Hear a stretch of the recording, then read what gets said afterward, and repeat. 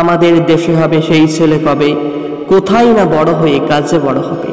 মুখে হাসি, বুকে বল, তেজে ভরা মন, মানুষ হইতে হবে এই তার পণ। দেখো, জীবন আমরা কিন্তু অনেক হোঁচট খাই, পড়েও যাই। এই পড়ে যাওয়া মানে কিন্তু জীবনের শেষ নয়, জীবনটা শুরু ওখান থেকেই। তুমি দেখবে ছোটবেলায় যখন বাচ্চারা চলতে শেখে, প্রথম একটু করে যায়, আবার উল্টে পড়ে যায়, আবার একটু করেছে, আবার ঠিক ধপাস করে উল্টে পড়ে যায়। তার মানে কি ওই বাচ্চাটা উল্টে পড়ে গিয়েছে, কোনোদিন চলতে পারবে না। ওই বাচ্চাটার চলা কি ওখানেই বন্ধ? দেখবে ওই বাচ্চাটা আস্তে আস্তে আস্তে আস্তে করে আবার কিন্তু উঠে দাঁড়ায়, উঠে দাঁড়িয়ে আবার তার রাস্তায় চলতে শুরু করে। ঠিক তেমনই তুমি হোঁচট খেয়ে পড়ে গিয়েছো, তুমি পরীক্ষায় ব্যর্থ হয়েছ, তার মানে তোমার জীবনটা এখানেই শেষ, তুমি আর পরীক্ষা দেবে না, তুমি এখানেই সবকিছু শেষ করে ফেলবে, তুমি সুসাইড করে ফেলবে, তুমি সবকিছু খাওয়া দাওয়া বন্ধ করে দেবে, তুমি ডিপ্রেশনে চলে যাবে। এটাই কি বাস্তবতা? একদমই না। যদি তুমি এগুলো ভেবে থাকো যে আমার 2023-এ নার্সিংটা হয়নি, আমার এখানেই সবকিছু শেষ, আমি আর নতুন করে কোনো কিছু শুরু করব না, একদম ভুল ভাবছো। তুমি দেখবে যে যখন ওই বাচ্চাটা পড়ে গেল হাঁটতে গিয়ে, তখন দেখবে সে আবার চলা শুরু করেছে। একটা সময় সে কিন্তু ভালোভাবে চলতে পেরে যায়, দৌড়াতে পেরে যায়। ঠিক তেমনই প্রথম আমাদের একটু অসুবিধা হবে, আমরা পারবো না, আমরা ব্যর্থ হব, তা বলে আমরা হাল ছাড়বো না, আমরা আবার ওখান থেকে নতুন করে শুরু করব। দেখো, প্রথম একটু কষ্ট হবে, তবে কিন্তু ঘুরে দাঁড়ানোটা সম্ভব। যদি তুমি ওই অবস্থায় হাল ছেড়ে দাও, তবে কখনোই তুমি তোমার স্বপ্ন পূরণ করতে পারবে না তোমার নির্দিষ্ট লক্ষ্যে পৌঁছতে। দেখো, জীবনে কিন্তু অনেক বাধা আসবে, বিঘ্ন আসবে, তাই বলে হাল ছেড়ে দেওয়া যাবে না। দেখো না কি হয়, একটু অপেক্ষা করো, তারপর আবার চলা শুরু করো, আস্তে আস্তে দাঁড়াও, আবার উঠে হাঁটা শুরু করো। শুধু একটা জায়গা বুঝতে শেখো যে আমি কোথায় ভুল করেছি, সেই ভুলগুলোকে চিহ্নিত করতে শেখো, সেই ভুলগুলোকে চিহ্নিত করে সেই ভুলগুলোকে একটু শুধরে নিতে শেখো। সামনের সময়গুলোকে কিভাবে কাজে লাগাবে তা একটু পরিকল্পনা করতে শিখো। এখনকার কাজ এখনই করো, যা আজকের পড়াটা আমি কাল করব, কালকের পড়াটা পরশু করবো, এই বলে কোনোদিনকে আটকে রেখে দেবে না। নিজেকে সময় দাও, নিজেকে বুঝতে শেখো, হয়তো সবকিছু ঠিক হবে। দেখবে সময় একটু বেশি লেগে গেছে। জীবনের চলার পথটা কখনোই মসৃণ হয় না, তাই সবকিছু পরিকল্পনা মাফিক কাজ করো। তার মানে এই নয় যে জীবনের শুধু এটাই করবে, সবকিছু মানিয়ে নিয়ে চলবে, যতই বাধা বিপত্তি আসুক না কেন সবকিছু মুখী হও। ভয় না পেয়ে সেই ভয়ের সামনে গিয়ে দাঁড়াও। শুরুতেই হাল ছেড়ে দেবো, শুরুতেই কোনো কিছু সমস্যাগুলো দেখি ভয় পেয়ে যাব, অঙ্ক দেখে ভয়, ফিজিক্সের অঙ্ক দেখে ভয়, পারবো না, আমার দ্বারা কোনোদিন হবে না, এই বিশ্বাসটা মন থেকে সর্বদা তুমি করবে না যে আমি পারবো না, এগুলো করবে না। তুমি পারবে এই বিশ্বাসটা নিয়ে এগিয়ে চলতে শিখো। নিজেকে দুর্বল ভেবো না, আত্মবিশ্বাস রাখো, ভরসা রাখো, আর নিজের যে সামর্থ্য আছে সেই সামর্থ্যটুকুর উপর জোর দাও। তুমি দেখবে একটা সময় সবকিছু পেরেছো, আর তোমার লক্ষ্য একটা সময় কিন্তু সবকিছু পূরণ হয়ে গিয়েছে। চলো আজকের ক্লাসটা শুরু করা যাক। বেশ কয়েকটা কথা বললাম, যদি ভালো লেগে থাকে অবশ্যই ভিডিওটাকে লাইক করে দিও, আর যারা এখনো অবধি চ্যানেলটাকে সাবস্ক্রাইব করেনি তারা অবশ্যই সাবস্ক্রাইব করার সাথে সাথে পাশের বেল বাটনটাকে প্রেস করে দিও সমস্ত নোটিফিকেশন সবার প্রথমে পাওয়ার জন্য।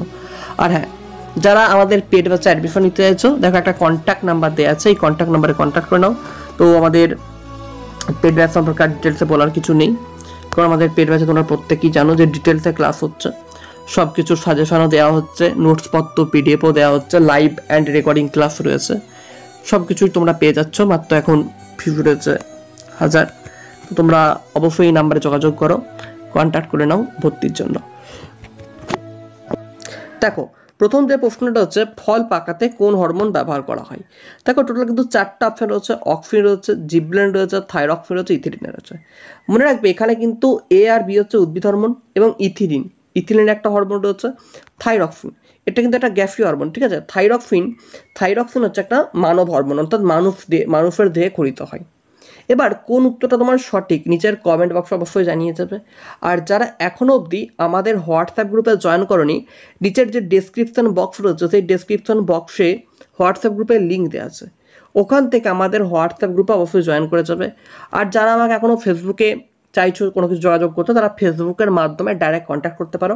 আমার ফেসবুক প্রোফাইলের লিঙ্ক নিচের কমেন্ট বক্সে এবং ডিসক্রিপশন বক্সে দিয়ে রাখলাম। অবশ্যই হোয়াটসঅ্যাপ গ্রুপে জয়েন করো, এবং আমাদের ফেসবুক গ্রুপ রয়েছে সেখানেও জয়েন করতে পারো। সমস্যা থাকলে ফেসবুকে কন্ট্যাক্ট করতে পারো। আচ্ছা, দেখছো অনেকে অ্যান্সারটা বলে দিয়েছো, এই অ্যান্সারটা সঠিক উত্তর হচ্ছে কি অপশন ডি ইথিলিন, আমরা প্রত্যেকে জানি। তবে মনে রাখবে অক্সিন আর জিবরেলিনের কাজও কিন্তু মাঝে মধ্যে পরীক্ষায় দিয়ে যায়। অক্সিনের কাজ কি না, অক্সিন হচ্ছে অগ্রস্ত প্রকটতা ঘটায়। অক্সিন কি করে, অক্সিন হচ্ছে ফলের বৃদ্ধিতে সহায়তা করে। অক্সিন আরও তোমার কি না ট্রপিক চলন নিয়ন্ত্রণে সাহায্য করে। অক্সিন মূলের বৃদ্ধিতে সহায়তা করে। অক্সিন কোষ বিভাজন, কোষের আকার কিন্তু বৃদ্ধি করতেও সাহায্য করছে। অক্সিনের কাজগুলো আমরা জেনে ফেললাম। জিবরেলিনের কাজ কি, বীজ ও মুকুলের সুপ্তসা ভঙ্গ করতে সাহায্য করে। পর্বমধ্যে দৈর্ঘ্য বৃদ্ধি ঘটাতে সাহায্য করে। জিবরেলিনও কিন্তু ফলের বৃদ্ধি ঘটাতে সাহায্য করে। এটা কিন্তু 2 নম্বর ক্যাটাগরি 2তে আসতে পারে যে কোনটা কে ফলের বৃদ্ধিতে সহায়তা করে। ফলের বৃদ্ধিতে সহায়তা করে জিবরেলিন এবং অক্সিন, দুজনেই কিন্তু ফলের বৃদ্ধিতে সহায়তা করে। ঠিক আছে, এবার দেখো থাইরক্সিন। থাইরক্সিন একটি মানুষের দেহের হরমোন। তো থাইরক্সিনের কাজ রয়েছে কি, মনে রাখবে থাইরক্সিন মৌল বিপাকীয় হার অর্থাৎ বিএমআর এর হ্রাস বৃদ্ধি ঘটায়। এই প্রশ্নটা খুব ইম্পর্টেন্ট যে বিএমআর এর হ্রাস বৃদ্ধি ঘটাতে কে সাহায্য করে, এটা হচ্ছে থাইরক্সিন। আরও আসতে পারে যে কি না বিপাকীয় কার্য নিয়ন্ত্রণে কে সহায়তা করে, বিপাকীয় কার্য নিয়ন্ত্রণেও সহায়তা করে কে, থাইরক্সিন। মৌল বিপাকীয় হার নিয়ন্ত্রণে থাইরক্সিন। লোহিত কণিকার ক্রম পরিণতিতে সাহায্য করে কে, থাইরক্সিন। হৃৎস্পন্দন বৃদ্ধি নিয়ন্ত্রণেও সাহায্য করে কে, থাইরক্সিন। তাহলে থাইরক্সিনের কাজটা আমরা জানলাম। তাহলে প্রতিটা কাজ আশা করছি প্রত্যেকে খাতায় নোট করে নিয়েছো। 2 নম্বর প্রশ্ন বলেছে যে ইন্ডোল অ্যাসিটিক অ্যাসিড হলো ড্যাশ শ্রেণীর সবচেয়ে সাধারণভাবে প্রাকৃতভাবে উদ্ভূত উদ্ভিদ হরমোন। তাকে ইন্ডোল অ্যাসিটিক অ্যাসিড মানে হচ্ছে IAA। এই ইন্ডোল অ্যাসিটিক অ্যাসিড আমরা বলে থাকি কাকে জানো, অক্সিনকে। অক্সিনকে আমরা কি বলে থাকি না ইন্ডোল অ্যাসিটিক অ্যাসিড। তাহলে এখানে সঠিক উত্তর হচ্ছে কি না অক্সিন। আর মনে রাখবে অক্সিন একটি কিন্তু নাইট্রোজেন যুক্ত হরমোন। ঠিক আছে, কি বললাম, এটা কিন্তু নাইট্রোজেন যুক্ত হরমোন। পরীক্ষায় প্রশ্ন আসতে পারে নাইট্রোজেন যুক্ত হরমোনের নাম, মনে রাখবে অক্সিন আর সাইটোকাইনের নাইট্রোজেন যুক্ত হরমোন। অক্সিনে কিন্তু 9টা নাইট্রোজেন থাকে, অক্সিজেন থাকে 2টো, এবং সরি একটু ভুল বললাম, অক্সিজেনে নাইট্রোজেন থাকে 1টা, হাইড্রোজেন থাকে 9টা, এবং সি মানে কার্বন থাকে 10টা। তাহলে কার্বন 10টা, হাইড্রোজেন 9টা, অক্সিজেন থাকে 2টো, নাইট্রোজেন থাকে 1টা। ক্লিয়ার হলো? এবং এই অক্সিজেন কি বলা হয়, ইন্ডোল অ্যাসিটিক অ্যাসিড বা সংক্ষেপে IAA হয়ে গেল। আচ্ছা, নেক্সট হয়ে বলেছে নিম্নলিখিত গ্রন্থিগুলির মধ্যে কোনটি পিটুইটারি হরমোনকে নিঃসৃত করে। এই প্রশ্নটার উত্তর আশা করছি প্রত্যেকের পারা উচিত। না, পিটুইটারি নিঃসৃত হরমোন কোনটি, অর্থাৎ আমাদের যে মস্তিষ্কের অগ্রখণ্ডে যে পিটুইটারি গ্রন্থি রয়েছে সেই পিটুইটারি গ্রন্থি কোন কোন হরমোনগুলোকে নিঃসরণ করে। তোমরা প্রত্যেকে জানো যে পিটুইটারি গ্রন্থি কোথায় অবস্থিত, না মস্তিষ্কের যে মূল দেশ অর্থাৎ প্রধান যে দেশ আমরা বলছি সেই করটির স্ফেনয়েড সেলাটার্সিকা প্রকোষ্ঠের মধ্যে অবস্থিত করছে এই পিটুইটারি গ্রন্থিটি। কি বললাম, মস্তিষ্কের করটির স্ফেনয়েড সেলাটার্সিকা প্রকোষ্ঠের মধ্যে অবস্থান করছে কে, না এই পিটুইটারি। ঠিক পিটুইটারি এইরকম জায়গায় থাকে। এটা যদি আমাদের ব্রেন হয়, দেখবে ভালো করে যে ব্রেনের যে গঠনটা, ঠিক আছে, এই ব্রেনের ঠিক এই এই এই অংশটা করে অবস্থান করছে কি না পিটুইটারি গ্রন্থি। কি বললাম, এই অংশটা করে অবস্থান করছে কি না এই পিটুইটারি গ্রন্থিটা। ঠিক আছে, ভালো করে খেয়াল রাখবে, পিটুইটারি গ্রন্থি এইটা হচ্ছে পিটুইটারি গ্রন্থি। ঠিক আছে, এটা হচ্ছে কি আমাদের পিটুইটারি গ্রন্থি। এই পিটুইটারি গ্রন্থি কি কি হরমোন ক্ষরণ করে আমি নামগুলো একটু বলে দিচ্ছি। প্রথম 1 নম্বর যেটা ক্ষরণ করে সেটা হচ্ছে কি ACTH। এই ACTH এর পুরো নামটা ভালো করে শুনে নাও, অ্যাডেনো কর্টিকোট্রপিক হরমোন। 2 নম্বর যে হরমোনটা ক্ষরণ করে সেটা মনে রাখবে GH বা FTH। কি করে বললাম, GH বা FTH। এই GH বা FTH কে বলে গ্রোথ হরমোন বা সোমাটোট্রপিক হরমোন। ঠিক আছে, 3 নম্বর যেটা করে সেটা হচ্ছে কি না TSH বা থাইরয়েড স্টিমুলেটিং হরমোন হয়েছে। 4 নম্বর যে হরমোনটা ক্ষরণ করে সেটা একটু ভালো করে শুনে নাও, সেটা হচ্ছে কি GTH বা গোনাডোট্রপিক হরমোন। কি বললাম, GTH বা গোনাডোট্রপিক হরমোন। দেখো 5 নম্বর যেটা করে সেটা হচ্ছে কি না LTH কি না লিউটোট্রপিক হরমোন। এবং 6 নম্বর করে হচ্ছে ADH। ADH এর অপর নাম মনে রাখবে যে ভেসোপ্রেসিন। ADH মানে অপর নাম হচ্ছে কি না ভেসোপ্রেসিন হরমোন কিন্তু ক্ষরণ করে। আর একটা করে সেটা হচ্ছে কি না অক্সিটোসিন। আর একটা কি করে, অক্সিটোসিন হরমোন কিন্তু ক্ষরণ করে থাকে। ঠিক আছে, অক্সিটোসিন হরমোনও কিন্তু ক্ষরণ করে থাকে। ঠিক আছে, তাহলে দেখো তুমি কি অপশনে পেয়েছিলে, জি ছিল না গ্রোথ হরমোন, তাহলে এটা সঠিক উত্তর হচ্ছে গ্রোথ হরমোন। আর অ্যাড্রেনাল গ্রন্থিকে অ্যাড্রেনালিন, থাইরয়েড গ্রন্থিকে থাইরক্সিন, আর ইনসুলিন তো জানো যে অগ্নাশয়ের বিটা কোষ আলফা কোষ দুটো কোষ রয়েছে। অগ্নাশয় গ্রন্থি, সেই অগ্নাশয়ের এর যে বিটা কোষ, সেই বিটা কোষ থেকে হচ্ছে ইনসুলিন, আর ডেল্টা কোষ থেকে সোমাটোস্টেটিন, আলফা কোষ থেকে গ্লুকাগন হরমোন কিন্তু ক্ষরিত হয়। ঠিক আছে, আলফা কোষ থেকে গ্লুকাগন, বিটা কোষ থেকে ইনসুলিন, আর হচ্ছে কি ডেল্টা কোষ থেকে সোমাটোস্টেটিন কিন্তু ক্ষরণ করে। ঠিক আছে, খেয়াল হলো? নেক্সট প্রশ্ন এসো, কেউ ভয় পেয়েছে, হঠাৎ করে যদি কেউ ভয় পায় তাহলে কোন হরমোনটা ক্ষরিত হয়? দেখো যদি কেউ ভয় পেয়ে থাকে তাহলে এটা একটু ভালো করে খেয়াল রাখবে যদি কেউ কোনো কারণে ভয় পায় তাহলে সর্বদা সর্বদা হচ্ছে অ্যাড্রিনালিন হরমোন খরিতে হবে, কারণ অ্যাড্রিনালিনের অপর নাম হচ্ছে জরুরিকালীন হরমোন বা বিপদকালীন হরমোন, তাই জন্য হচ্ছে অ্যাড্রিনালিন হবে।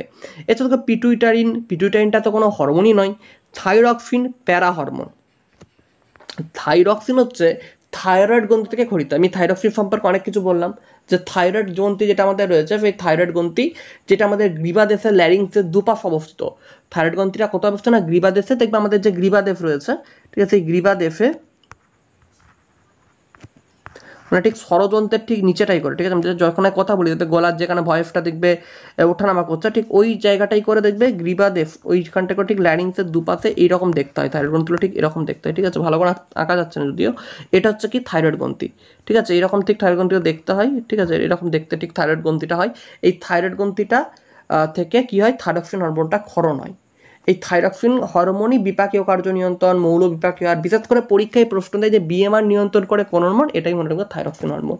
ঠিক আছে, ঠিক আছে, ক্লিয়ার প্রত্যেকে? চলো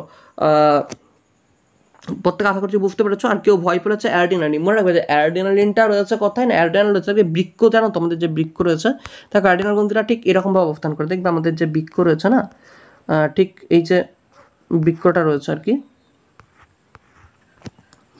বৃক্ক বলতে একটু যেটা আমরা কিডনি বলে থাকি, দেখবে কিডনিগুলো ঠিক এরকম ক্যাপসুলের মতো দেখতে, দেখবে যে ডক্টর যে ক্যাপসুল বা ট্যাবলেট আমাদেরকে খেতে দেয়, সেই বড় বড় রকমের যে ক্যাপসুল থাকে ঠিক ক্যাপসুলের মতো ঠিক এরকম দেখতে হয়।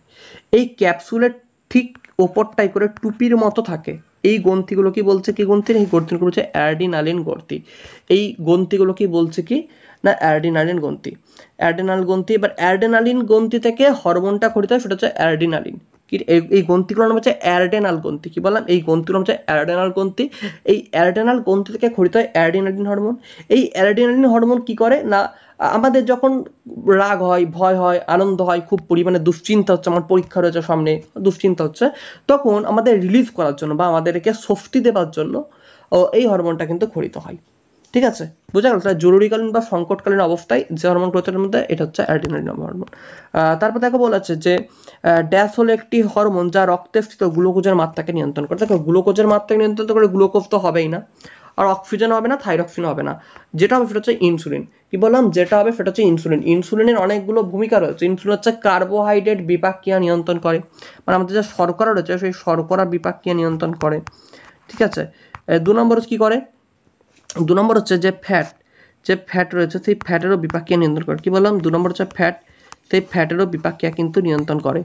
3 নম্বর কি রয়েছে, 3 নম্বর হচ্ছে যে প্রোটিন, সেই প্রোটিনেরও বিপাকক্রিয়া কিন্তু নিয়ন্ত্রণ করে। কি বললাম, তাহলে শর্করা, ফ্যাট এবং প্রোটিন এগুলোর বিপাকক্রিয়া কিন্তু নিয়ন্ত্রণ করে। ঠিক আছে, এরপর কি না দেখবে আমাদের যে গ্লুকোজ থেকে গ্লাইকোজেন সংশ্লেষ সেটাও কিন্তু বৃদ্ধি করে এই ইনসুলিন হরমোন। ঠিক আছে, তাহলে ইনসুলিনটা হয়ে গেল। তাহলে এখানে সঠিকটা কী হবে, ইনসুলিন গ্লুকোজের মাত্রাকে নিয়ন্ত্রণ করে। নেক্সট দেখো মস্তিষ্কের কোন অংশ রিলে কেন্দ্র হিসেবে কাজ করে। একটু ভালো করে মনে রাখবে, রিলে কেন্দ্র মানে অ্যাকচুয়ালি মনোযোগ হিসাবে একটা সেন্সিয়ার বা সিরিয়াস কেন্দ্র হিসেবে কাজ করে। সিরিয়াস কেন্দ্র হিসেবে সবটা কাজ করে কিন্তু থ্যালামাসটা হচ্ছে সঠিক অ্যান্সার। কারণ দেখবে তোমার পরীক্ষা রয়েছে, তুমি মনোযোগ দিতে পারছো না, তো মনোযোগটাকে আনার জন্য কিন্তু থ্যালামাস কাজ করে।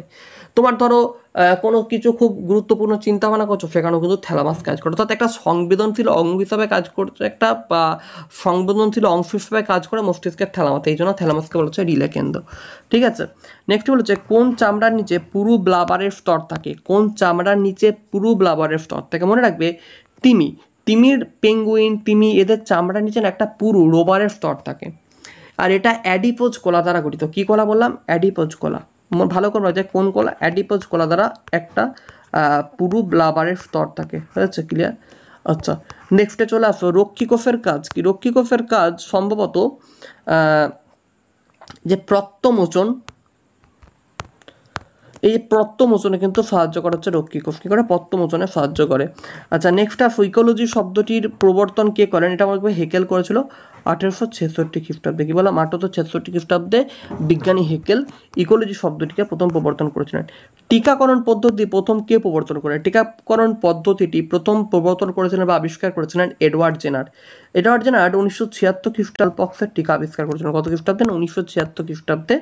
স্মল পক্স, যেটা দেখবে এখন আমাদের প্রায় বেশিরভাগ বসন্তকালের দিকে হয়ে থাকে স্মল পক্স। এই মল পক্স 1976 খ্রিস্টাব্দে এডওয়ার্ড জেনার আবিষ্কার করেছে। এবার দেখো স্মল পক্স সম্পর্কে একটা ঘটনা রয়েছে যে আমাদের স্মল পক্সটি এলো কীভাবে।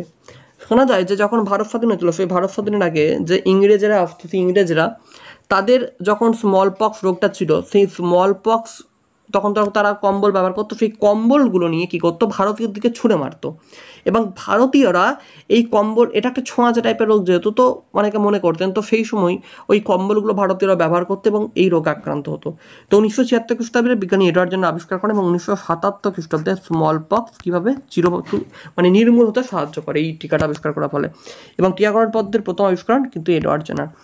দেখো মানবদের সবচেয়ে শক্তিশালী পেশি কোথায় রয়েছে? ঘাড়, চোয়াল, হাত পা। দেখো হাত পা থেকে সব থেকে দেখবে, নিজেরা একটু কল্পনা করবে, চোয়াল কিন্তু খুব শক্তিশালী, এখানে ম্যাসেটার পেশি রয়েছে, এই ম্যাসেটার পেশিটা অত্যন্ত শক্তিশালী।